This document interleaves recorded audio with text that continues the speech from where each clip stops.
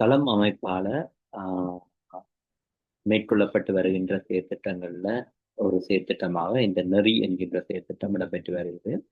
குறிப்பா இதன் நோக்கம் திருவண்ணாமலை மாவட்டத்துல மாத்திரமல்லாது இலங்கை முழுவதும் இருக்கின்ற இளம் சமுதாயத்தினருக்கான வாழ்வியல் திறன் வளர்ச்சியை ஏற்படுத்தணும். அவர்களுடைய அன்றாட வாழ்வில் அவர்களுக்கு ஏற்படக்கூடிய ஆஹ் பிரச்சனைகள்ல இருந்து அவர்கள் திறம்பட செயற்படக்கூடிய ஒரு சூழலை ஏற்படுத்தி கொடுக்கணும் என்ற நோக்கத்தோட இந்த செயற்திட்டம் முன்னெடுக்கப்பட்டு வருது.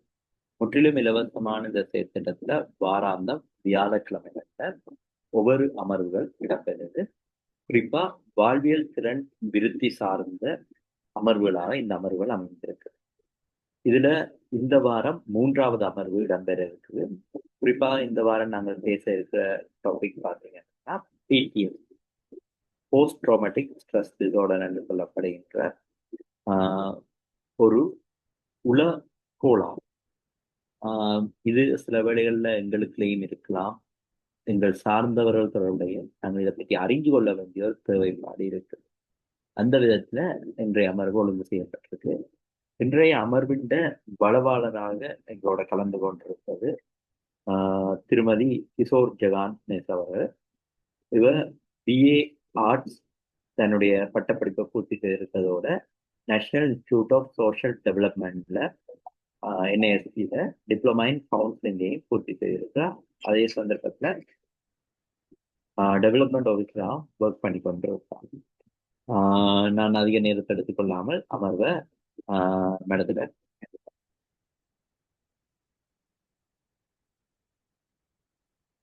ஸ்டார்ட் பண்ணுவேன்.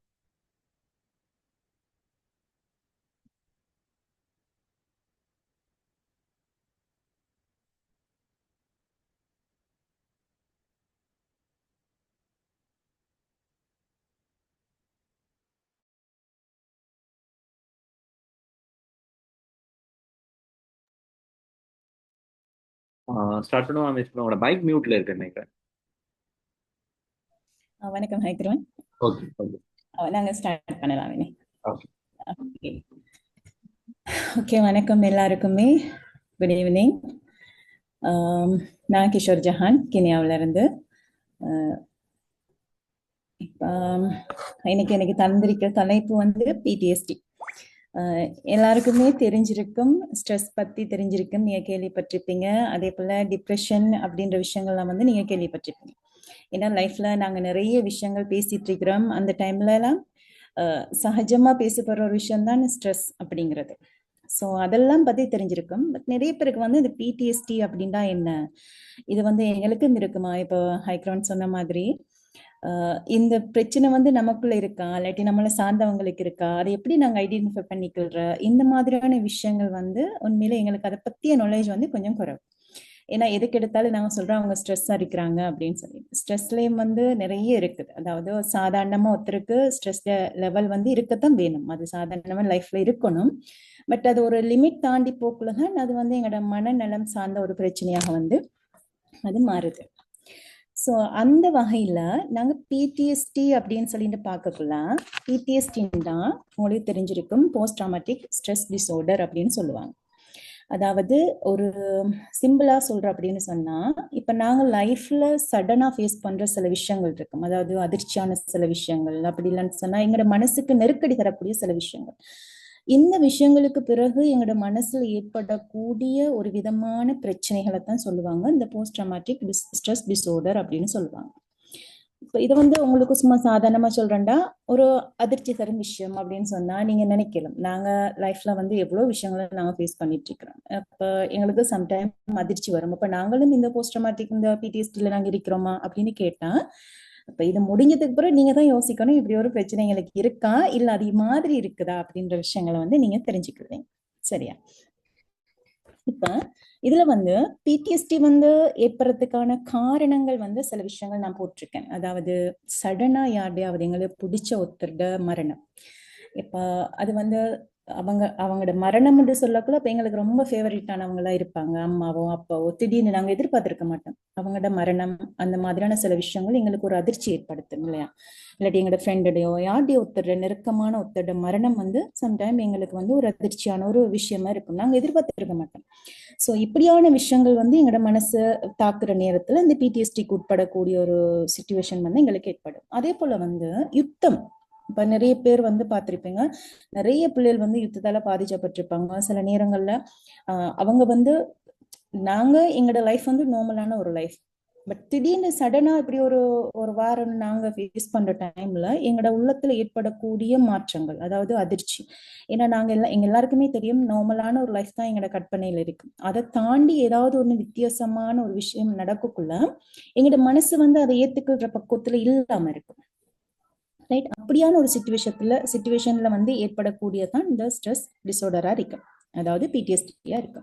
அதே போல வந்து திடீர்னு ஏற்படக்கூடிய விபத்துக்கள், நீங்க உங்களோட ஃப்ரெண்ட்ஸ் மாரோட போவீங்க, சம்டைம்ஸ் விபத்துக்களை நீங்க பாக்குற நேரம் உங்களுக்கு வந்து ஒரு அதிர்ச்சி ஒன்று ஏற்படும். உங்களோட மனசுல வந்து நீங்க எதிர்பாராத சில விஷயங்கள் நடக்கிறது. அதே போல வந்து சின்ன வயசுலயும் சரி பெரியவங்களுக்கும் சரி பாலியல் வன்முறைகள் ஏற்படுறது. அதே போல உடல் உள தாக்குதல்கள் வந்து ஏற்படும், அதாவது திடீர்னு யாராவது தாக்குறது. அந்த மாதிரி விஷயங்களை நீங்க பாக்குற நேரம் அப்படி கேள்விப்படுற நேரத்துல உங்களுக்கு ஒரு அதிர்ச்சி ஒண்ணு ஏற்படும். அதே போல வந்து இந்த டிசார்ட், அதாவது இயற்கை அனர்த்தங்களை வந்து சொல்லலாம். இயற்கை அனர்த்தங்கள்ல இதுவும் வந்து நாங்க எதிர்பார்க்காத சில விஷயங்கள். சில நேரங்கள்ல சுனாமி, இந்த சுனாமியில பாதிக்கப்பட்டாக்கெல்லாம் நீங்க கேள்விப்பட்டிருப்பீங்க, எவ்வளவு காலம் தூக்கத்துல இருந்து எழும்பி அழுதுருக்காங்க, அவங்களுக்கு எவ்வளவு பிரச்சனைகள் அவங்களை ஃபேஸ் பண்ணிருக்காங்க. அவங்களுக்கு தேவையானது உடனடியாக செய்யணும், அந்த கவுன்சிலிங் எல்லாம் வந்து கொடுத்து அவங்கள சரி பண்ணக்கூடிய ஒரு சுச்சுவேஷன்ல வந்து காணப்பட்டுச்சு. நீங்க வந்து அதெல்லாம் கேள்விப்பட்டிருப்பீங்க. இதுல வந்து நான் சில விஷயங்கள் வந்து உங்களுக்கு சொல்லணும்னு ஆசைப்படுறேன். நான் சம்பந்தப்பட்ட பிக்சர்ஸ் தான் சிலது போட்டிருக்கேன் நான் உங்களுக்கு. இப்போ அதிர்ச்சி வந்து ஏற்படுறதுக்கான காரணம் என்ன? இப்ப நாங்க வந்து லைஃப்ல சில விஷயங்களை ஃபேஸ் பண்ணிட்டு தான் இருக்கோம். எங்களோட வீட்லயும் இயற்கையான மரணங்கள் இருக்குது. அதே போல நாங்களும் சில எக்ஸிடென்ட்ஸை பாக்குறோம். அதே மாதிரி சில வார் வந்து இப்பவுமே நடந்துட்டு இருக்கிற வார்ஸ் எல்லாம் வந்து நாங்க பாக்குறோம், யுத்தங்களை நாங்க பாக்குறோம். அப்படி பாக்குற நேரம் நாங்க வந்து அதிர்ச்சிக்குள்ளாகிறோமா? எங்களுக்கு ஒண்ணுமே நடக்குது இல்லை, அப்ப எப்படி இந்த பிடிஎஸ்டி வந்து வரும் அப்படின்ற விஷயம் வந்து சம்டைம் உங்களுக்கு தோணும், உங்களோட மனசுல ஏற்படும். அதாவது இப்ப நாங்களும் இருக்கோம் தானே, எங்களுக்கு வந்து அந்த அதிர்ச்சி இல்லையே அப்படின்ற மாதிரி. இது யாருக்கு இந்த அதிர்ச்சி ஏற்படும் அப்படின்னு சொன்னா, இப்ப எங்களை பொறுத்த வரைக்கும் எங்களோட லைஃப் வந்து இப்படித்தான் இருக்கணும் அப்படின்ற ஒரு கற்பனை, ஒரு இமேஜின் இருக்கும். அதாவது ஒரு நல்ல சூழல்ல வாழக்கூடிய ஒரு பிள்ளையா இருந்தா, ஒரு தாய் தகப்பன் அன்புக்கும் அரவணைப்புக்கும் உட்பட்ட பிள்ளையா இருந்தா, அவங்களுக்கு வந்து அவங்களோட லைஃப்ல எல்லாமே பாசிட்டிவ் திங்கா தான் இருக்கும். அவங்க வந்து எல்லாரையுமே நம்புவாங்க, எல்லாரோடையுமே நல்ல விதமா நடந்து கொள்வாங்க. அப்படியான சில விஷயங்கள் வந்து அவங்களோட இயல்பாவே இருக்கும். அவங்க வந்து சில விஷயங்களை அவங்களோட இயல்பான லைஃபை தாண்டி அவங்க எதையுமே யோசிக்க மாட்டாங்க. ரைட்? அப்ப இப்படி ஒரு சொஃப்டான சில நேரங்கள்ல அந்த ஒரு சொஃப்ட் கோர்னரா இருக்கிற சிலவங்களுக்கு வந்து இந்த மாதிரியான சில விஷயங்கள் வந்து டக்குனே அவங்களோட மனசை வந்து எஃபெக்ட் பண்றதுக்கான வாய்ப்புகள் வந்து இருக்கு. ஏன்னா அவங்களுக்கு தெரியும் இப்படி ஒரு விஷயம் ஒண்ணு நடந்துட்டுன்னு சொன்னா அது என்னத்துக்கு நடக்குது, ஏன் எதுக்கு நடக்குது, அந்த காரணம் அவங்களுக்கு தெரியாது. இப்போ சடனா வந்து ஒரு டிசாஸ்டர் நடக்குதுன்னு சொன்னா, ஒரு சுனாமி வந்துட்டுண்டா அந்த சுனாமில இருந்தவங்க, நம்மளோட நேத்து பழகினவங்க, அப்படி நிறைய பேர் வந்து நம்ம இழந்துருவோம்.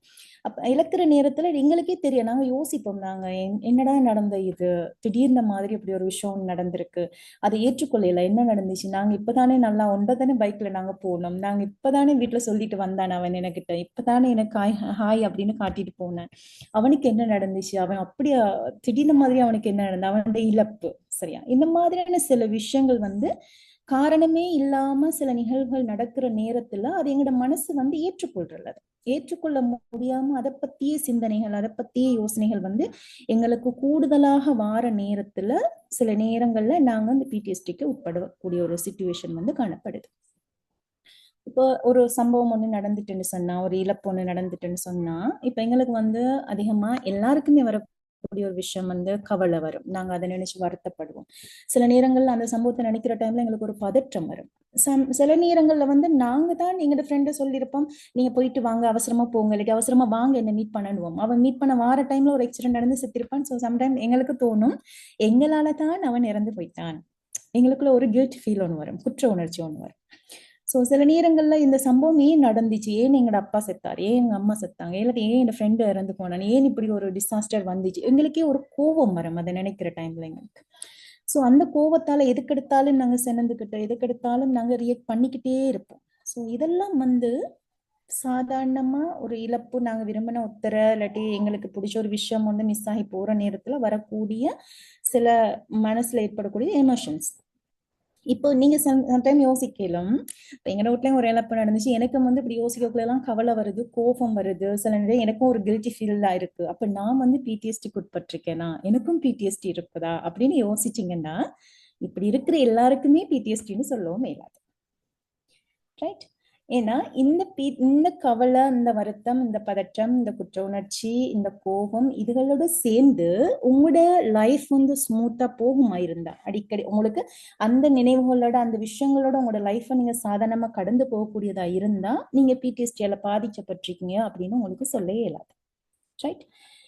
இப்போ அப்படின்னா அப்ப பிடிஎஸ்டிக்கு என்ன காரணங்கள், அதாவது என்ன சிம்டம்ஸ் இருக்கும், அதை இப்ப நாங்க எப்படி அடையாளப்படுத்திக் கொள்றோம்? இப்ப எங்களோட ஃப்ரெண்ட் ஒரு ஆள் இருக்கிறா, அடிக்கடி கோவப்படுறா, அவங்களோட அம்மா இறந்ததுக்கு பிறகு வந்து அவ எதுக்கு எடுத்தாலும் கோவம், யாரோடையும் கதைக்கிறல, சரி அவ கோவப்படுறா. அப்ப இவக்கு வந்து உண்மையிலே பிடிஎஸ்டி இருக்குதா அப்படின்னு நாங்க பார்க்கணும் அப்படின்னு சொன்னா, அப்ப நாங்க என்ன செய்யணும், சில சிம்டம்ஸ் இருக்கு அதுக்குன்னு சொல்லி அந்த சிம்டம்ஸ் சம்பந்தமா நாங்க வந்து அறிஞ்சுக்கொள்ளணும். அதை அறிஞ்சு நாங்க அதை கம்பேர் பண்ணி பார்க்குற நேரம் எங்களுக்கு விளங்கும், ரைட் இவ பிடிஎஸ்டியால பாதிக்கப்பட்டிருக்கிறவா இல்லையா அப்படின்றத வந்து நாங்க ஐடென்டிஃபை பண்ணிக்கல ஏழுமா எங்களுக்கு இருக்கு. இப்ப அது உதாரணத்துக்கு நான் ஒரு சில விஷயங்கள் நான் உங்களுக்கு போட்டிருக்கேன். அது பாத்தீங்கன்னா தேவையில்லாத நினைவுகள், அதாவது இப்போ ஏதாவது ஒரு சம்பவமும் நீங்க நடந்துட்டுன்னா அது எங்களுக்கு நடந்துருமோ அப்படின்னு சொல்லி நாங்க ஓவரா திங்க் பண்றோம், ஓவர் இமேஜினேஷன் நாங்க வச்சுக்கொள்றது. அதாவது அந்த சம்பவம் உங்களுக்கு ஒரு அதிர்ச்சி தரக்கூடிய ஒரு விஷயம் ஒண்ணு நடந்ததுக்கு பின்னர் தான் உங்களுக்கு இப்படியான நினைவுகள்லாம் தோன்றும். இப்ப பைக்ல நீங்க ஸ்டார்ட் பண்ணி இப்ப வீட்டுல இருந்து ஒரு ஆக்சிடென்டோட பாத்துட்டீங்க, இல்லாட்டி ஒரு ஃப்ரெண்ட் ஒரு ஆளை இழந்துட்டீங்க நீங்க ஆக்சிடென்ட்ல அப்படின்னா, இப்ப அப்பா வந்து பைக்கை ஸ்டார்ட் பண்ணினாலே உங்களுக்கு ஞாபகம் வரும், அடே அப்பா போறாரு, அவர் பைக்ல போறாரு, அவருக்கு ஆக்சிடென்ட் ஆயிருமோ, அவரும் இந்த மாதிரி இருந்துருவாரோ, இல்ல யாராவது ஃப்ரெண்ட் ஒருத்தர் நம்மளை மீட் பண்ண வரப்ப அவங்க வாராங்களே அவங்களுக்கு இப்படி நடந்துருமோ அப்படின்னு நினைச்சு நீங்க தேவையில்லாத இமேஜினேஷன் உங்களுக்குள்ள வந்துகிட்டே இருக்கு. உங்களே கண்ட்ரோல் பண்ண இயலாத அளவுக்கு உங்களுக்கு அந்த நினைவுகள் வந்துகிட்டே இருக்கு. இதுவும் வந்து பிடிஎஸ்டிக்கான ஒரு அறிகுறி. இப்படி ஒரு விஷயம் உங்களோட லைஃப்ல இல்லாட்டி உங்களோட ஃப்ரெண்ட்ஸ் மாருக்கு உங்களோட ரிலேட்டிவ்க்கு யாராச்சும் நடந்து அவங்க அதை பத்தியே பேசிக்கிட்டே இருக்கிறாங்கன்னா நீங்க வந்து அதை நோட்டீஸ் பண்ணிக்கோங்க, இது வந்து அதுக்கான ஒரு சிம்டம்ஸா இருக்கு. ரெண்டாவது, விலகி நடக்கிறது. அதாவது எல்லாரையுமே அவாய்ட் பண்ணுவாங்க, யாரோடையுமே பேச மாட்டாங்க. முந்தி வந்து ஸ்டார்டிங்ல நல்லா எல்லாரோடையும் கலகலப்பா நல்லா சகஜமா பழகின ஒருத்தர் இந்த இழப்புக்கு பின்னர் இல்லாட்டி நான் சொன்ன இந்த பிரச்சனைகளுக்கு பின்னர் அவங்க வந்து என்ன செய்வாங்கன்னா எல்லாரையுமே அவாய்ட் பண்ணுவாங்க, யாரோடையும் சகஜமா பேச மாட்டாங்க, தனிமையை தான் விரும்புவாங்க, ஏதாவது ஒண்ணு யோசிச்சுக்கிட்டே இருப்பாங்க. அவங்களால வந்து சாதாரணமா நடக்க இருந்துக்குள்ள இயலாம இருக்கும், எல்லாரோடையும் பழக இயலாத ஒரு சுச்சுவேஷன் அவங்களுக்கு இருக்கு. அப்ப இப்படி வந்து அவாய்ட் பண்ணி நடக்கிற டைம்ல அவங்கள நீங்க கவனிச்சா விளங்கும், ரைட் ஓகே இந்த இன்சிடென்ட்டுக்கு பிறகுதான் இவங்கள்ட்ட இப்படி ஒரு விஷயம் ஒன்று இருக்குது அப்படின்றது. அடுத்தது வந்து எதிர்மறை உணர்வுகள், எதை எடுத்தாலும் நெகட்டிவ் தாட்ஸ் வரும் அவங்களுக்கு. எந்த ஒரு விஷயத்த பார்த்தாலும் அவங்க அதை பாசிட்டிவாவே யோசிக்க மாட்டாங்க. எங்காச்சும் போறதா இருந்தாலும் போனா இப்படி நடந்துருமோ, இல்லாட்டி அவங்க வாரங்கண்டா அவங்க வந்தா இப்படி நடந்துருமோ, அப்ப இல்லாட்டி அப்பா இருந்திருந்தா இப்படி இருந்திருக்கும், அம்மா இருந்திருந்தா அப்படி இருந்திருக்கும் அப்படின்னு சொல்லி ஏதோ ஒரு விதத்துல வந்து என்ன செய்வாங்கன்னா எதையாவது ஒரு விஷயத்த நெகட்டிவா திங்க் பண்ணிக்கிட்டே இருப்பாங்க. அவங்களே நினைச்சாலும் கூட சம்டைம்ஸ் வந்து இந்த உணர்வு வந்து இந்த நெகட்டிவ் தாட்ஸ் வந்து அவங்களுக்கு இல்லாமலாக்க இயலாம இருக்கும். அடுத்தது வந்து செயற்பாடுகள் ஆர்வமின்மை. எப்பவுமே நல்லா ஆக்டிவா இருந்த ஒருத்தர் இப்படியான ஒரு விஷயத்துக்கு பிறகு இந்த இன்சிடென்ட் ஃபேஸ் பண்ணினதுக்கு பிறகு அவங்களால வந்து என்ன செய்யலுமா இருக்கும், அவங்களால எந்த ஒரு விஷயத்துலயுமே ஒரு இன்ட்ரெஸ்ட் காட்டவே மாட்டாங்க. வெளியில போறதா இருந்தாலும் இல்ல நான் போகல, ஏதாவது நடந்துரும், அவங்களோட மைண்ட் தோணும் அவங்களுக்கு.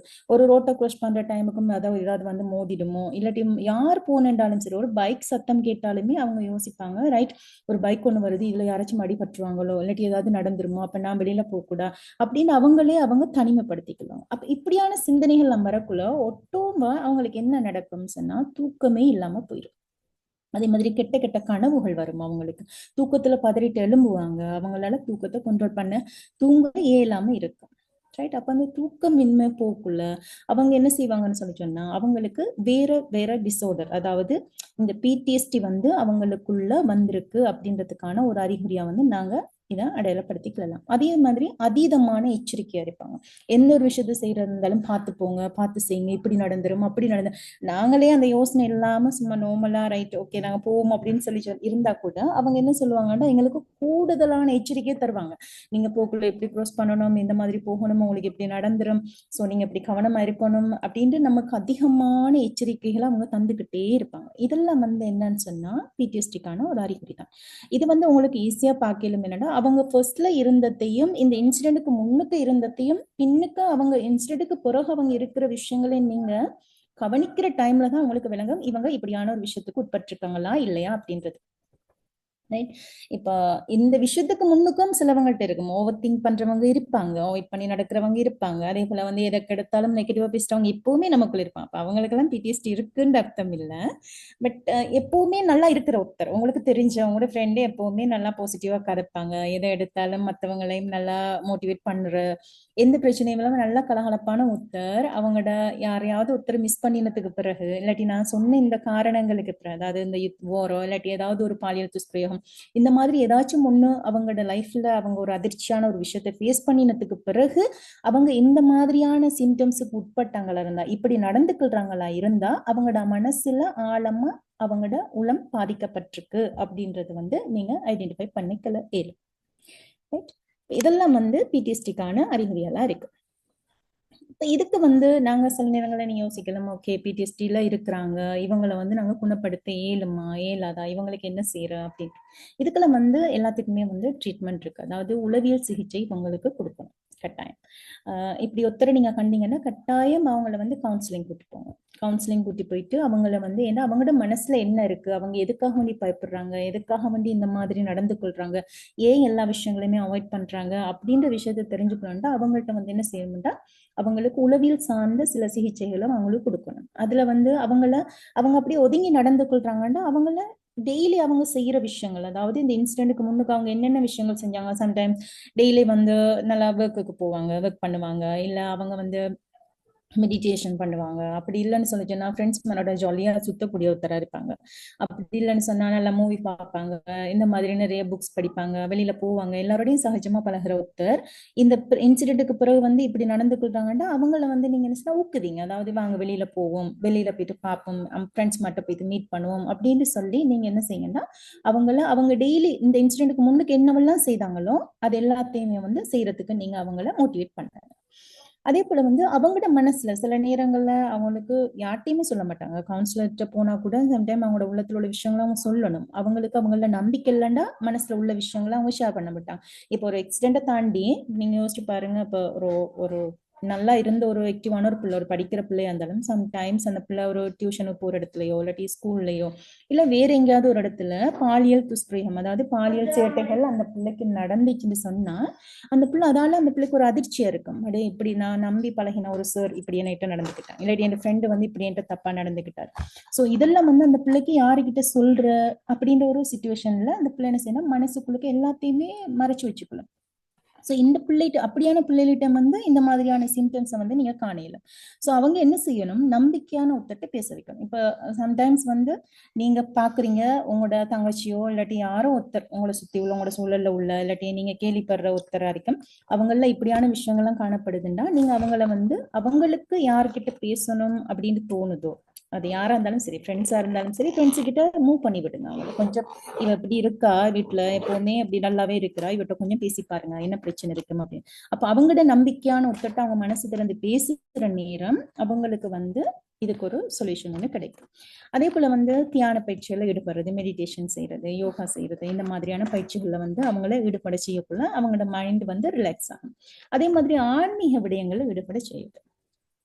ரைட்.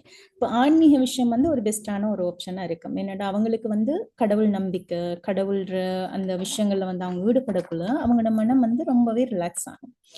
ஸோ அப்படியான அப்படி உள்ள சுச்சுவேஷன்ல நீங்க வந்து அவங்க ஆன்மீக விடயங்கள்ல வந்து ஈடுபடுத்துறீங்கன்னு சொன்னா அவங்களுக்கு வந்து ஒரு தைரியம், அவங்க வந்து நிறைய விஷயங்களை வந்து ஓப்பனா பேசக்கூடிய ஒரு சுச்சுவேஷன் அப்படியெல்லாம் அவங்களுக்குள்ள ஏற்படும்.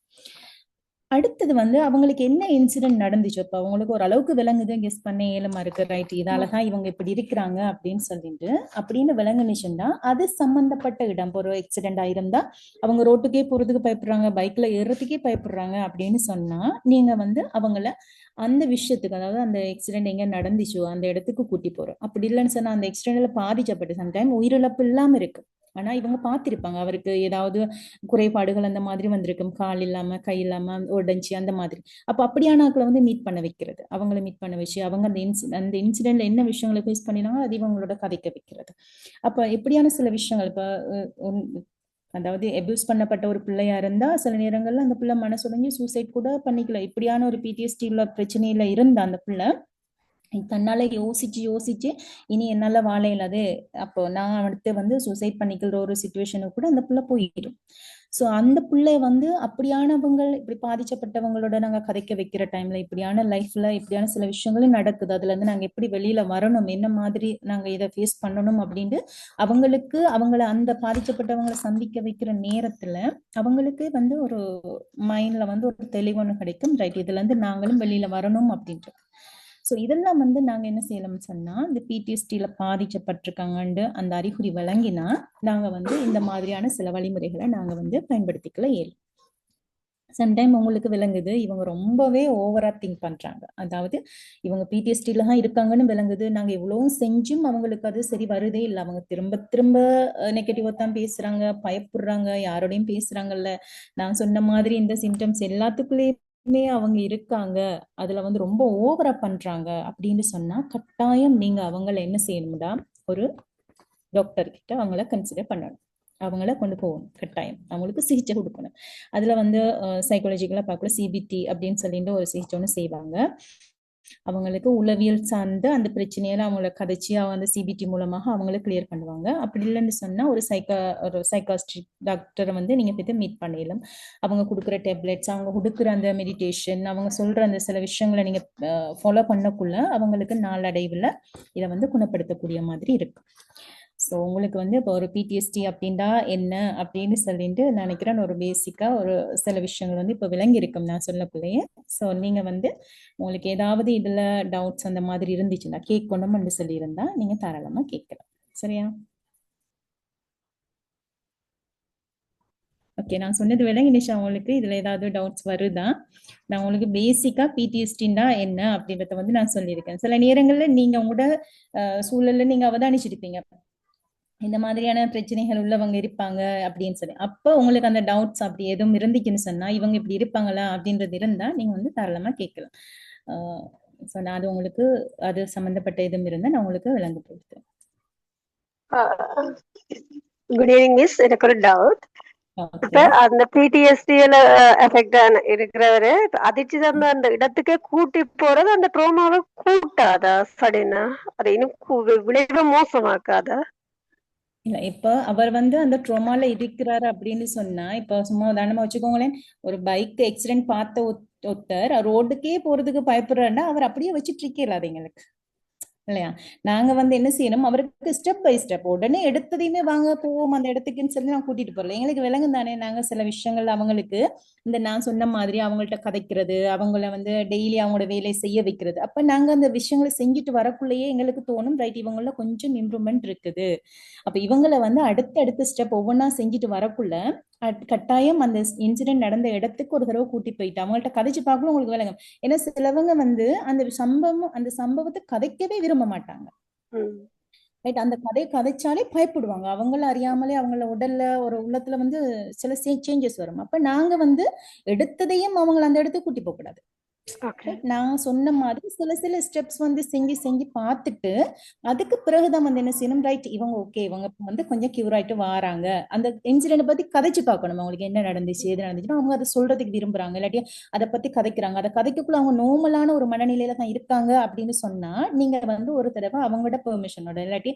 வாங்க நாங்க போயிட்டு அந்த இடத்துல என்ன நடந்திருக்கு ஏது நடந்து ஏன் நடந்திருக்கு நாங்க ஒருக்க பார்த்துட்டு வரோம் அப்படின்னு சொல்லி நீங்க அந்த இடத்துக்கு கூட்டி போற நேரம் அவங்களுக்கு அங்கே ஒரு கிளியர் ஒன்று கிடைக்கும், ரைட் இப்படி நடந்ததால இது இந்த மாதிரி ஒரு இன்சிடென்ட் நடந்திருக்கு அப்படின்னு சொல்லி. சோ அப்படி நீங்க கொண்டு போனீங்கன்னா அவங்களுக்கு எந்த பிரச்சனையும் இல்லை. Okay okay, thank you. ஓகே.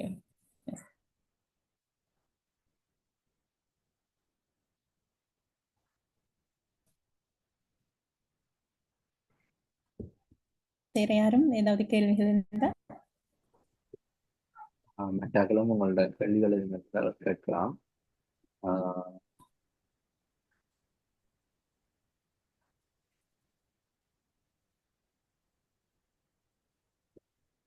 யாராவது நீங்க கேள்விகள் கேட்க வேண்டிய தேவைப்பாட்டுக்காக ரெக்கார்டிங்கை நிப்பாட்ட சொல்லி கேட்கிறேன்னு சொன்னா நாங்க ரெக்கார்டிங்கை நிப்பாட்டலாம்.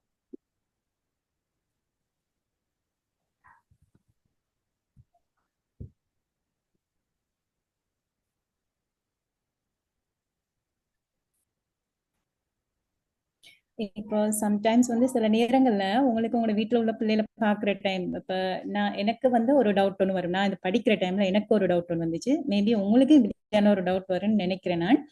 அப்ப என்னன்னா, நாங்க சின்னத்துல பிள்ளைகளை வந்து சாப்பாடு கொடுக்குற டைம்லயோ இல்லாட்டி ஏதாவது ஒரு விஷயத்துக்கு பிள்ளைகளை பயங்காட்டணுன்றதுக்காண்டி நாங்க என்ன செய்வோம்னு சொன்னா சில விஷயங்களை சொல்லுவோம். இப்போ உதாரணமா உங்களை வந்து ஒரு தாடி வச்ச இல்லாட்டி இந்த மாதிரியான ஒரு உருவத்துல உள்ளான்னு சொன்னா சாப்பிடாட்டி வந்து உங்களை புடிச்சிட்டு போவாரு, பேய் சொல்லி நாங்க இது பண்ணுவோம். பேய் வந்துடும், உன்னை தூக்கிட்டு போயிடும், இந்த மாதிரி. அப்படி இல்லாட்டி ஒரு நாயை காட்டி இந்த மாதிரியான சில விஷயங்களை நாங்க டெய்லி காட்டி காட்டி ஏதோ ஒரு ஏன்னா பிள்ளை வந்து ஒரு விஷயத்துக்கு பயப்படுது, ஒரு விஷயத்த செய்யறதுக்கு அவ தயங்குறா அப்படின்ட்டு விளங்கினாலே நாங்க என்ன செய்யணும், அதை கெட்டியா புடிச்சுக்குவோம். சாப்பாடு கொடுக்குற டைமுக்கெல்லாம் இப்போ வந்து பூச்சி மாமா வருவாங்க அந்த மாதிரி எல்லாம் சொல்லி நிறைய பேர் வந்து பயங்காட்டி சில விஷயங்களை பிள்ளைகளை வந்து செய்ய வைப்பாங்க. ரைட். இப்ப அந்த பிள்ளைக்கு சம்டைம்ஸ் அப்படியான ஒரு உருவத்துல ஒருத்தரை கண்டா சமயம் பயப்படும். ரைட். இப்போ அந்த பூச்சி மாமா எப்படி வருவாங்கண்டா, அவங்களோட கண் வந்து இப்படி இருக்கும், அவர் கருப்பா இருப்பாரு, தாடி வச்சிருப்பாரு, பெரிய முடி வச்சிருப்பாரு அப்படின்னு சொன்னா அந்த பிள்ளைக்கு அப்படியானவங்களை பாக்குற டைம்ல சம்டைம் அந்த பிள்ளைக்கு வந்து என்ன செய்யணும், அவங்களுக்கு இந்த ஒரு மாதிரியா அவங்க பதட்டப்பட தொடங்கிடுவாங்க, பயம் வரும் அவங்களுக்கு. அப்படியானவங்களை கண்டாலே அழுவாங்க. இப்ப சிலவங்களுக்கு வந்து நாயை கண்டா பயம் வரும், நாயை ஒருக்கா கடிச்ச திறத்திட்டுன்னு சொன்னா நாயை கண்டா பயம் வரும். ரைட். இப்படியான சில விஷயங்கள் இருக்குது. இதை நீங்க பிடிஎஸ்டின்னு நினைக்க கூடாது. ரைட். இது வந்து என்னன்னு சொன்னா இது என்சைட்டின்னு சொல்லுவாங்க. இந்த டவுட் வந்து சிலவங்களுக்கு வாரது. இப்படி சொன்னா இப்படி ஒரு விஷயத்த கண்டோன்னே அவ சரியா பயப்படுறா, அதை கண்டாலே அந்த சைட்டுக்கே போறல்ல அப்படின்னு சொன்னாண்டா அவங்களுக்கு என்சைட்டி. அது வந்து வேற அவங்களுக்கு ஒரு பதகளிப்புன்னு சொல்லுவாங்க, என்சைட்டி பயம்னு சொல்லுவாங்க அவங்களுக்கு. சோ அது வந்து இந்த பிடிஎஸ்டிக்குள்ளுக்கு வராது. சோ நீங்க அப்படி பயப்படுற பிள்ளைல கண்டா அந்த பிள்ளை பிடிஎஸ்டில இருக்கு அப்படின்னு நீங்க யோசிச்சிடக்கூடாது. அது நீங்களா உருவாக்கின ஒரு விஷயம். அதுக்கு வந்து நிறைய இது இருக்குது, அவங்களை எப்படி அந்த பயம் இல்லாம ஆக்குறது அப்படின்னு சொல்லிட்டு சைக்காலஜிக்கலி. சோ நீங்க வந்து அப்படி பிள்ளைகள் சின்ன பிள்ளைகள் வந்து ஏதாவது நாய்க்கோ இல்லாட்டி வீட்டுல யாராச்சும் கண்டு பயந்துட்டாங்கண்டா ஓகே இந்த பிள்ளை பிடிஎஸ்டில இருக்கோ, இந்த பிள்ளை எப்படி நடந்துக்கிறது அப்படின்னு சொல்லி நீங்க யோசிக்க கூடாது. சரியா? ரைட். வேற யாருக்கும் ஏதாவது கேள்விகள் இருந்தா?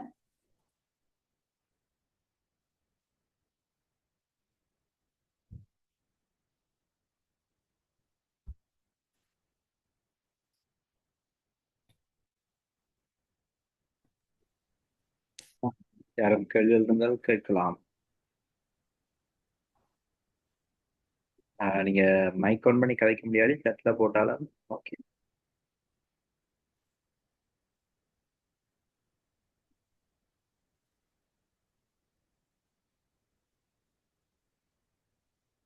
நீங்க கூச்சப்பட தேவையில்லை, எதென்றாலும் கேட்கலாம். ஏன்னா உங்களுக்கான சந்தர்ப்பம் இது. உண்மையிலே இது வந்து நிறைய பேருக்கு இந்த ஆப்பர்ச்சுனிட்டி கிடைக்கிறதில்ல. சோ நீங்க வந்து உங்களுக்கு ஏதாவது டவுட்ஸ் இருந்துன்னு சொன்னா கேட்டா நாங்க கிளியர் பண்ணுவோம் உங்களுக்கு. இது உங்களுக்கு ஒரு நல்ல வாய்ப்பு தானே. சோ நீங்க யோசிக்க தேவையில்ல, நீங்க எந்த டவுட்னாலும் நீங்க கேளுங்க. இது சம்பந்தப்பட்ட நான் உங்களுக்கு அதை எக்ஸ்பிளைன் பண்றேன்.